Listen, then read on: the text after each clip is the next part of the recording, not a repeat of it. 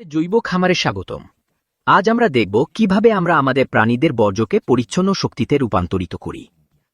পুরো প্রক্রিয়াটি এখানে শুরু হয় গরুর গোয়াল ঘরে এবং শূকরের খোয়ারে, যেখানে আমরা প্রতিদিন মূল্যবান গোবর সংগ্রহ করি। এই বর্জ্য পদার্থগুলি মিশ্রণ কক্ষে যায়। এখানে সেগুলিকে জলের সাথে মেশানো হয় এবং একটি সমসত্ব পেস্ট তৈরি না হওয়া পর্যন্ত নাড়াচাড়া করা হয়।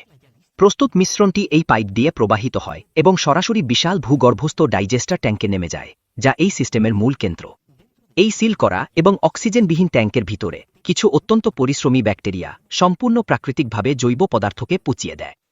এই লাল ভালভটি খুললে নির্গত বায়োগ্যাস এই বিশাল গম্বুজে নিরাপদে চলে যায় এবং জমা হয়।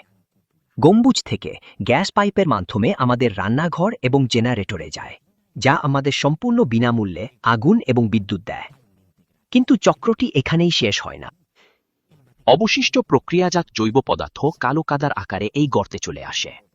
এই কালো তরল একটি অত্যন্ত শক্তিশালী এবং প্রাকৃতিক জৈব সার। মাটিকে নতুন প্রাণ দিতে আমরা এটি সহজে সংগ্রহ করি। অবশেষে ট্র্যাক্টর ফসলগুলিতে সার ছড়াতে সাহায্য করে, একটি নিখুঁত, স্বয়ংসম্পূর্ণ এবং পরিবেশ বান্ধব চক্র সম্পূর্ণ করে।